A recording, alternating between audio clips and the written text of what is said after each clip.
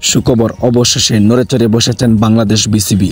বাংলাদেশের ক্রিকেটকে রক্ষা করতে হেড কোচের দায়িত্ব থেকে বরখাস্ত করা হয়েছে হাতুড়ি সিংকে। বিস্তারিত জানতে সম্পূর্ণ ভিডিওটি শেষ পর্যন্ত দেখুন। শত কোটি দর্শকের আবেগের নাম বাংলাদেশের ক্রিকেট, কিন্তু বর্তমানে বাংলাদেশ ক্রিকেটের অবস্থা খুবই নাজেহাল। এর অন্যতম কারণ হচ্ছে বাংলাদেশের হেড কোচ হাতুড়ি সিং।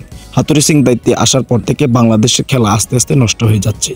তাই হাতুড়ি সিংকে বরখাস্ত করার জন্য বাংলাদেশ ক্রিকেট নড়েচড়ে বসেছে। বিসিবির কেন্দ্রীয় কমিটির সিদ্ধান্তে এবার হাতুড়ি সিংকে দল থেকে বাদ দেওয়া হয়েছে। তিনি আর বাংলাদেশের কোচ হিসেবে দায়িত্ব পালন করতে পারবে না।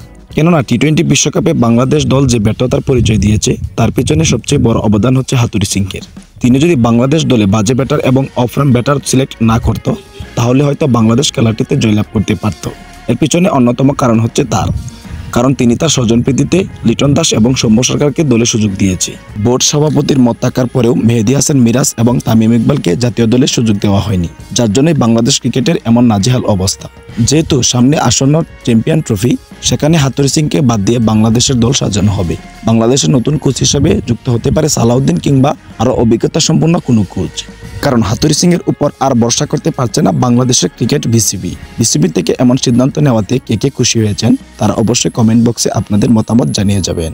কারণ বিসিবি এমন সিদ্ধান্ত নেওয়াতে বাংলাদেশের ক্রিকেট যেমন রক্ষা হচ্ছে, ঠিক তেমনই শত কোটি দর্শকের চাওয়া পূরণ হচ্ছে। কারণ বাংলাদেশের কোনো দর্শকই চায় না যে হাতুড়ি সিং বাংলাদেশের দায়িত্বে থাকুক। তার কোচিং প্যানেলের ব্যর্থতার কারণে বাংলাদেশ দলের এমন নাজেহাল অবস্থা।